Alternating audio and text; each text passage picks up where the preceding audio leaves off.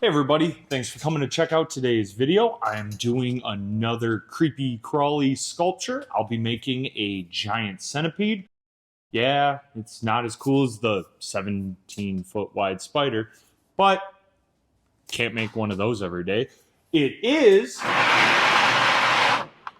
gonna be like 30 inches and all like attacked position, looking all, scary and whatnot, hopefully.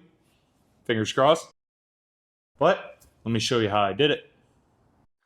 Today I'm starting out with something a little different. I got a camera mount necklace so I can show you, my perspective on how I build these things. Let me know down in the comments if, you like it or you don't, because if you hate it, then I'll just not do it again. If it's a little disorientating with the movement, skip ahead like a minute. I only do it for a little bit to try it out. So let me know what you think. So the inspiration for this build, I was actually sitting there watching some random nature show about bugs, because, that's what I do in my free time. They were showing these really cool centipedes, and I thought, man, I got a whole lot of random hardware that I recently got. Why not make a big old overkill centipede out of 1 5/8 and 1.5 nuts, I believe, and all of the legs will be 3/8 bolts. I think they're like 3.5 inch long ones and 3 inch, I think. I don't know, I'm kind of just guessing. I didn't actually measure any of this stuff out. This now concludes the test of the first person perspective filming, and we now return to our regular scheduled programming.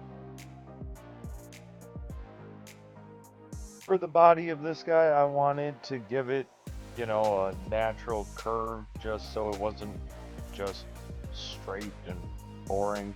And then when I got to the end, I wanted to have him slowly rise up into a aggressive attack posture just to make him a little bit more menacing. With the body all tacked together, I'm just going to go through and weld between all of my tacks just to make sure all of the nuts are secured well enough and, won't snap off later.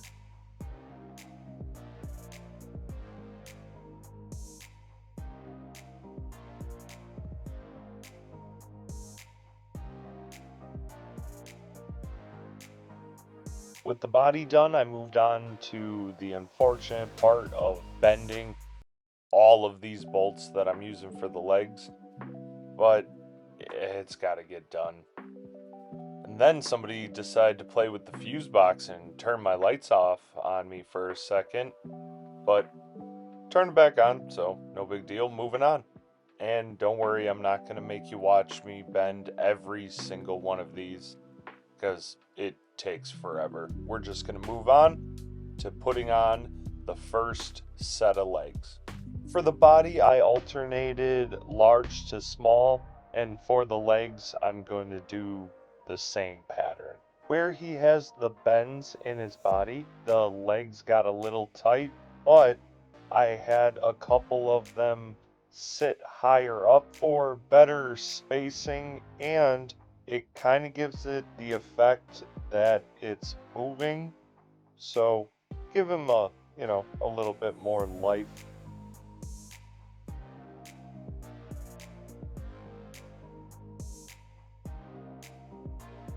I don't need to weld both sides of the legs solid, so on the bottom side I just put a tack on each leg to help keep it from lifting when I go through and weld the tops of all of the bolts.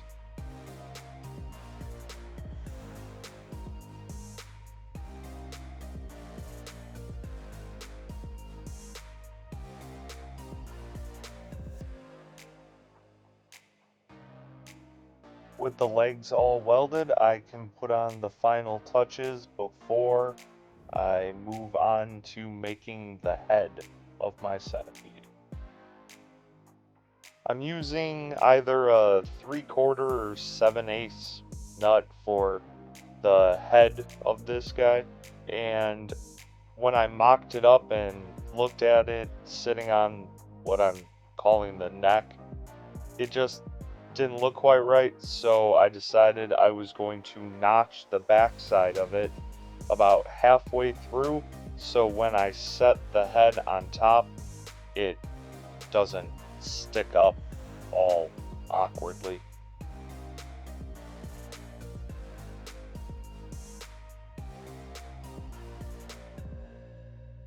For the antennae? Yeah, whatever. I just trimmed off the corners so they would sit flat against the head and bent them to what I thought the right curve would be. So then I can get them tacked on to the side of the head, and I can make the final piece that I'll need for the head, the mandibles. Oh, yeah, and I also put on the eyes, which are just little 1/4-inch nuts, I think they are. But I almost forgot about those.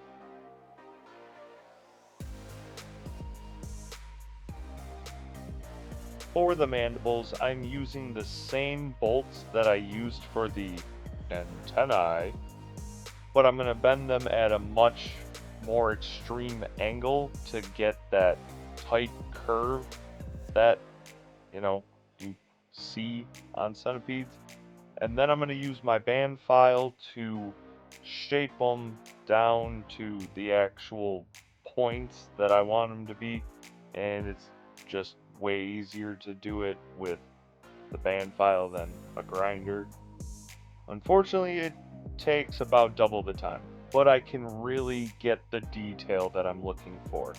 Now that they're all done, I can put them on the head and get the head mounted onto the body.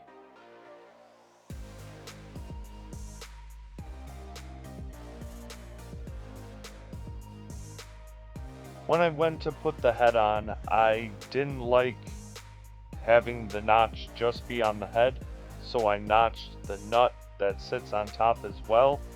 And I didn't like that there was a big hole in it, so I grabbed one of the heads of the cut-off bolts that I had, popped that in there, welded it, and then I'll grind it smooth before I put the head on.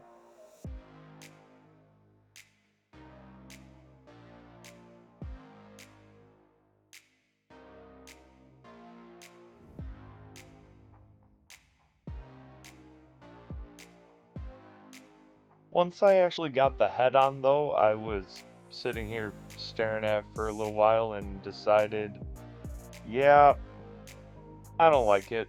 So I tore the head off and decided to cut that top nut in half to lower the head even more because, I don't know, he had some crazy giraffe neck going on. I didn't like it. So cut it in half, lower the head a little bit, and then I'll be all done and I can move on to cleaning it and getting it painted, and then I'll come back and show you the final project all done at the end. Alright, I lied. As I turned off the camera and started looking at it, I didn't like that the antennae pointed in. I feel like they should point out a little bit more. And the hole on the top of the head bugged me too, so I grabbed another bolt head that I had cut off, put it in there, welded it. I'm going to grind it smooth, get the antennae back on, and then actually clean it, paint it, and come back and show you some of that sweet B-roll. If you liked this video, comment, like, subscribe, share. Don't forget to let me know if you like that first person view or not. We'll see you in the next one.